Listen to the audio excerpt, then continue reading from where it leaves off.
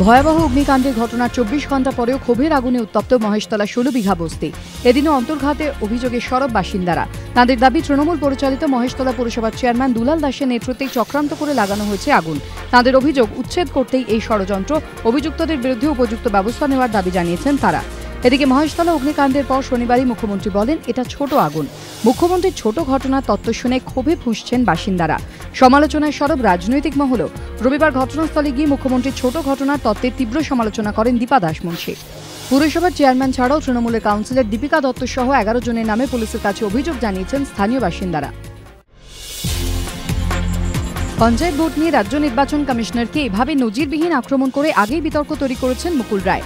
আবারও সেই আক্রমণের পথেই হাঁটলেন তৃণমূলের সর্বভারতীয় সাধারণ সম্পাদক। অবস্থানে অনড় থেকে ফের লক্ষণরেখা স্মরণ করালেন নির্বাচন কমিশনকে। প্রথম থেকেই সশস্ত্র পুলিশ দিয়ে পঞ্চায়েত ভোট করানোর কথা বলেছে রাজ্য নির্বাচন কমিশন। মুকুল রায়ের দাবি, সেনা কিংবা আধার সেনা যাকে দিয়েই ভোট করানো হোক না কেন, তৃণমূলের জয় এখন সময়ের অপেক্ষা। কিন্তু তাহলে কেন্দ্রীয় বাহিনীতে আপত্তি কিসের তৃণমূলের? বিরোধীদের এই প্রশ্নের মধ্যেই কমিশনের পাশে দাঁড়িয়ে প্রদেশ কংগ্রেস সভাপতি প্রদীপ ভট্টাচার্যের মন্তব্য, কেন্দ্রীয় বাহিনী ছাড়া নির্বিঘ্নে পঞ্চায়েত ভোট অসম্ভব। মহিলাদের উপর যৌন নির্যাতন রুখতে কড়া আইন আনতে চায় কেন্দ্র। ইতিমধ্যেই যৌন নির্যাতন বিরোধী বিলে অনুমোদন দিয়েছে কেন্দ্রীয় মন্ত্রিসভা। কিন্তু এরই মধ্যে ফের এক শিশু কন্যাকে ধর্ষণের অভিযোগে উত্তেজনা ভাঙড়ের শাঁকশহর পুকুর এলাকায়। বাড়ির লোকের দাবি, গত বৃহস্পতিবার বাড়িতে একাই ছিল বছর ৫-এর ওই শিশু। সেই সুযোগে অভিজিৎ মণ্ডল নামে প্রতিবেশী এক কিশোর বাড়িতে ঢুকে তাকে ধর্ষণ করে পালায়। কাউকে বললে মারধরের হুমকিও দেওয়া হয় বলে অভিযোগ।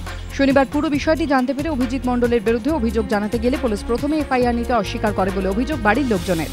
পরে অবশ্য অভিযুক্ত কিশোরের বিরুদ্ধে এফআইআর দায়ের করে পুলিশ।